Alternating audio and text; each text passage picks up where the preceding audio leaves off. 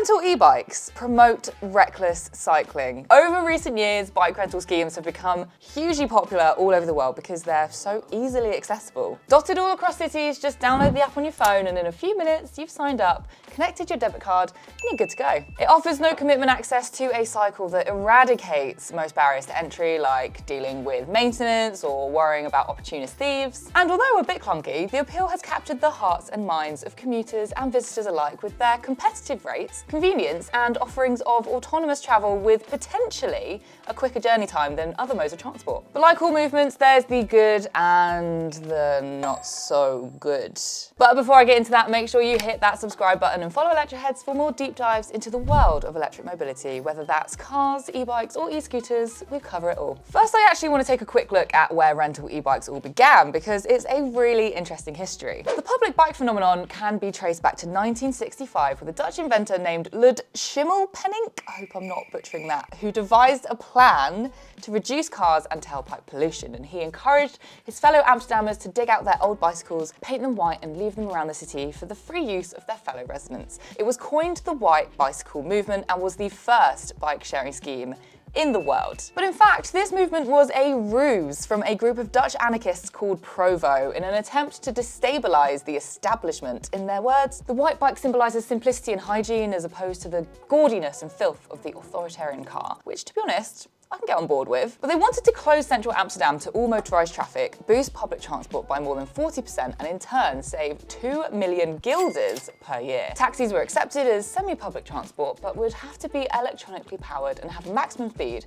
of 25 miles per hour. They originally proposed the municipality should buy 20,000 white bikes per year to be public property and free for everybody to use. This was rejected by city authorities, so Provo took it into their own hands. The white bikes were circulated, but due to a law forbidding unlocked bikes to be left in the city, the police soon seized and returned them. The group responded by fitting the bikes with combination locks and painted the codes onto the frames. There were only about 50 bikes available, which were unfortunately hardly used and discontinued the following year. Fast forward to 1974, where the city of La Rochelle in France launched its own bike share system with 350 yellow bicycles made available for free thanks to Mayor Michel Croupeau, who was quite the urban planning revolutionary. Apparently, the rest of France thought he was bonkers, but although Amsterdam and even Copenhagen had tried bike schemes back in the 60s, La Rochelle was the first city to make it stick. Europe began to pave the way for successful cycle schemes, with France introducing the first system to use digital technology with a card and PIN number to release the bikes. The UK didn't get going until around 2010 when the Boris bikes, now of course Santander bikes, hit the scene, having been inspired by France's successes. Boris wanted the city to be filled with thousands of gleaming machines, which would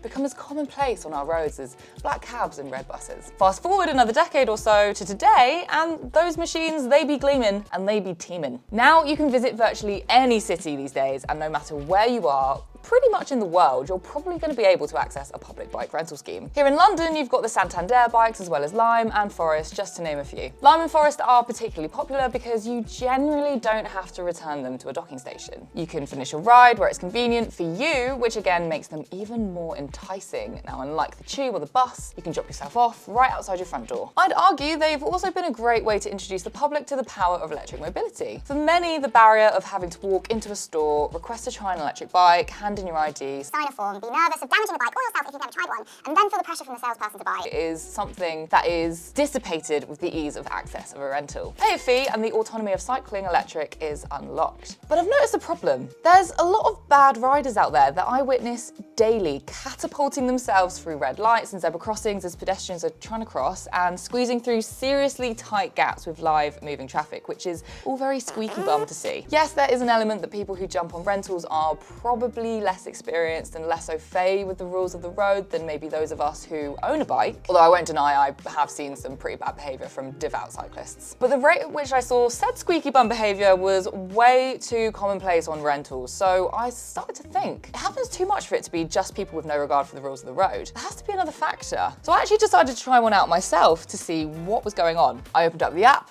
and I found a local bike. And then it clicked. Have you seen how much the rental charges? Lime charges you £1 to unlock, and then for every minute it's 29p. Whilst this doesn't sound like much at a first glance, depending on how long your ride is, if it's anything more than a 10-minute dash, you start to pay a pretty handsome wedge. And that's all while hoping the bike actually works properly. I set off for a spin around the block, and it wasn't long before I started to feel the pressure of time on my back. Each traffic light that I hit, and there were a lot of traffic lights, each blocking the road or congestion of bigger vehicles hampering my route, started to top up time, and time is very much money. So in a 10-minute ride, I'd hit 5 red traffic lights and amassed a fair few minutes of waiting, all the while inadvertently spending.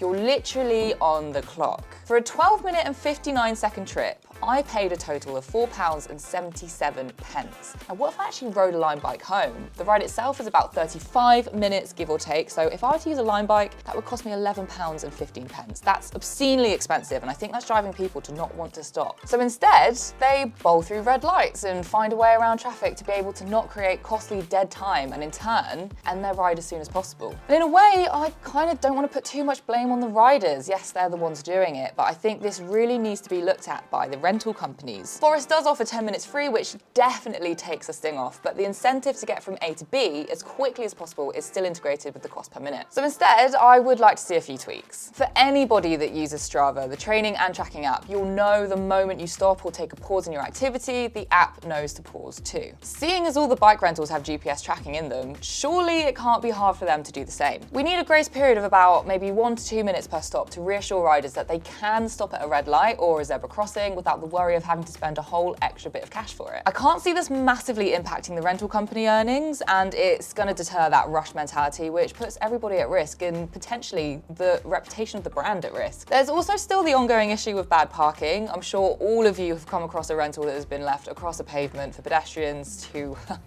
dodge. There is actually no excuse here for the person parking it. It genuinely blows my mind that people do this. It's just wildly inconsiderate, and for those who require a wheelchair or have impaired vision, it's a literal blockade to their journey, and I think the rental companies should do more to combat it. Usually when you park up your rental, you then have to capture an end of trip photo to show how you've ended your journey. These photos are reviewed and users are fined £2 for the first time, with it escalating to £20 for the 5th offence, and then the rider is permanently banned. But I think the fines need to be more. I think introducing more docking stations could also be an option, but all of a sudden it's making the bikes less convenient, and space needs to be found on already limited pathways, and they need to be rolled out at such a high rate to make it worthwhile. One study found that 50% of Lime users said they would not walk further than 200 meters to pick up or drop off a bike at a parking station. This means around 25 parking stations are needed per kilometre squared, equating to 10,000 new stations across London alone. It's estimated that implementing this would cost up to 20 million. So I'd say higher fines feel like a better option. E-bike rideshare schemes have been so good for getting people into active travel and opening up a new way to explore the city. Lud Schimmelpenninck and his Provo gang, I'm sure, would be delighted how their initial idea has become so commonplace, albeit monetized. But